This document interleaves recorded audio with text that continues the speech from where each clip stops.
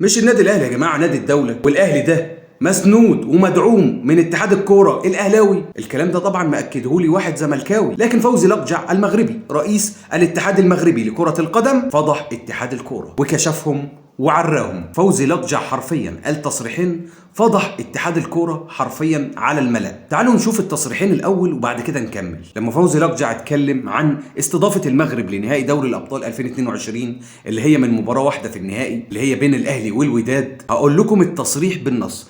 ما اعلمه انه رئيس اتحاد الكره المصري الاستاذ البيه جمال علام هو من قرر عدم التقدم باي ملف لاستضافه نهائي دوري ابطال افريقيا، وهنا المغرب قررت التقدم لاستضافه النهائي. الكابتن جمال علام رئيس اتحاد الكوره قرر ان هو ما يقدمش ملف استضافه نهائي دوري ابطال افريقيا بين الاهلي والوداد. وقال تصريح مهم قوي التصريح اللي جاي ده، قالك هل انا كمسؤول كنت مطالب بأن أنصح الاتحاد المصري لكرة القدم بأن يتقدم لاستضافة دوري أبطال أفريقيا 2022 بين الأهلي والوداد؟ ركز في الحتة اللي جاية دي، حتة حلوة قوي. قال لك كل اتحاد أدرى بشؤونه ومصالح أنديته. كأنك بتوصف اتحاد الكرة المصري بالظبط يا أستاذ فوزي لقجع. أدرى بشؤونه ومصالح أنديته يعني يخفوا جواب استضافة نهائي دوري أبطال أفريقيا علشان الأهلي ما يلعبش نهائي أفريقيا على أرضه. دي مصلحة النادي الأهلي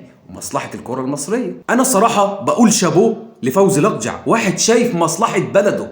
أنا أنتقده ليه؟ أما اتحاد الكرة المصري اللي بيمثلني بيحارب الأهلي اللي هو النادي الوحيد اللي مشرف الكرة المصرية، هي المؤسسة الوحيدة في مصر اللي مشرفة الرياضة. تخيل إنه النادي الأهلي هو المؤسسة الوحيدة اللي بتخلي الأشكال اللي احنا شايفينها في اتحاد الكرة دي تقف على منصات التتويج. الناس اللي شغاله في اتحاد الكوره دول تخيل ما يعرفوش يعني ايه منصات تتويج قاريه غير على ايد النادي الاهلي. تخيل بقى بيحاربوا النادي الاهلي اللي هو منظفهم، اللي هو مخللهم قيمه. والله يا لقجع يا اخويا انا بقول لك شابوه، انت راجل محترم انك انت بتحاول تخدم انديه بلدك ومنتخبات بلدك، فدي حاجه ما تعيبكش. العيب من عندنا حضرتك، العيب من عندنا حضرتك. انتوا متخيلين والله فوزي لقجع في اللقاء بتاعه ده فضح اتحاد الكوره، فضح المسؤولين المصريين. بس انا عاوز اعرف يعني الكابتن رضا عبد العال اللي بيقول لك الدوله واتحاد الكوره بيخدم الاهلي والمؤجلات، مع انه الزمالك لعب 25 مباراه والاهلي لعب 35 مباراه لحد دلوقتي.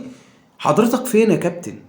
يعني اتمنى من الكابتن رضا عبد العال الهجاص الهزاز الطبال يتكلم عن فضيحه اتحاد الكوره، الفضيحه اللي فضحها الكابتن فوزي لقجع لاتحاد الكره المصري وانهم حاربوا النادي الاهلي. نفسي اشوف بقى الاعلام الجميل بتاعنا وهو ماسك اتحاد الكره المصري بيغسله بسبب الفضيحه دي. هل الزملكاويه في مصر هيطلعوا يقولوا النادي الاهلي حرفيا اتظلم من اتحاد الكره المصري وانهم ما تقدموش بطلب لاستضافه نهائي افريقيا؟ هل الزملكاويه في مره هيطلعوا ينصفوا النادي الاهلي؟ مستحيل تلاقيها.